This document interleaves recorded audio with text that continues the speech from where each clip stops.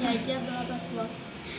Di sini saya akan mewawancarai salah satu anggota Sigap Yayasan Pondok Pesantren Baru Ulum Tembak Beras Jombang mengenai bagaimana tata tertib Yayasan Pondok Pesantren Baru Ulum sebelum dan sesudah pandemi.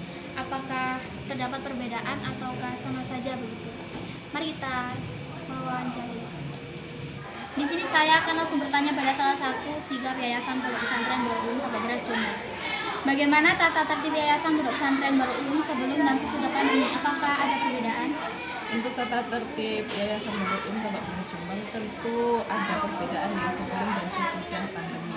Kalau sebelum pandemi itu ya sewajarnya pondok-pondok pesantren yang lainnya tentang masalah keamanan, masalah HP, masalah tata tertib dan yang lainnya. Tapi setelah pandemi tentu ada perbedaannya yang mana tata tertib dari yayasan itu ada tambahan seperti harus mematuhi protokol kesehatan, terus penertiban ketika berangkat dan sesudah sekolah itu yang sebelumnya boleh untuk keluar beli jajan dan lain sebagainya untuk beli kebutuhan dan lain sebagainya. Tapi setelah pandemi untuk santri pada saat pandemi itu tidak boleh sama sekali. Ya hanya sedikit perbedaan, cuman ya pasti tetap ada perbedaannya sebelum dan sesudah. Apakah saat pandemi ini tugas Sigap ini sangat berpengaruh? Itu sangat mempengaruhi karena anggota Sigap sendiri itu perwakilan dari beberapa ribat di Yayasan Baru Ulum ya. Nah, di beberapa ribat itu tentu ada pertimbangan dari pengasuhnya untuk tidak boleh keluar dan sebagainya. Lah itu para petugas Sigap sendiri itu pengaruh karena tidak boleh keluarnya dari pengasuh.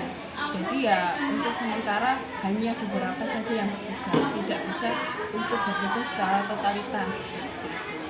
Tapi untuk sekarang setelah masa-masa pandemi ini sudah mulai ada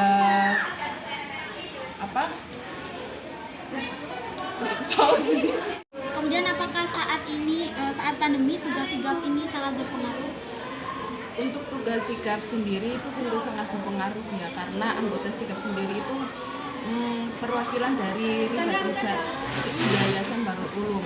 Nah, setiap ribatnya itu ada kebijakan dari para pengasuh yang mana ada beberapa yang tidak boleh keluar, tapi tetap ada yang boleh keluar, tapi dengan surat izin dan lain sebagainya.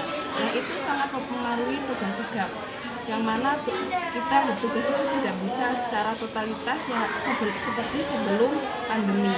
Jadi selama pandemi ini tugas Sigap hanya beberapa saja yang bisa, yang dari ribatnya diperbolehkan pengasuhnya untuk bertugas, tapi tetap saja beberapa pengasuh juga belum bisa karena mungkin untuk penjagaan dan lain sebagainya. Seperti itu. Perbedaan sebelum dan sesudahnya sih hanya belum bisa totalitas gitu aja.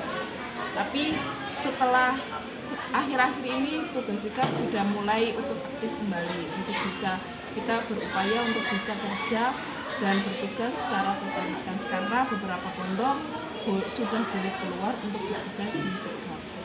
Berarti kembali efektif ya Mbak? Ya, baru beberapa minggu ini tugas Sigap sudah mulai efektif kembali.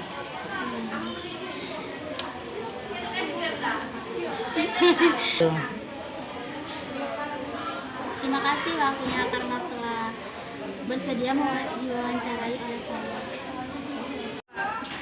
Oke, selanjutnya saya akan mewawancarai salah satu pengurus pondok pesantren dari Tembak Beras Jombang. Mbaknya siapa namanya? Ya, dari pondok Al-Majid 3. Apakah ada hikmah bagi pondok pesantren mengenai tata tertib yayasan pada saat pandemi?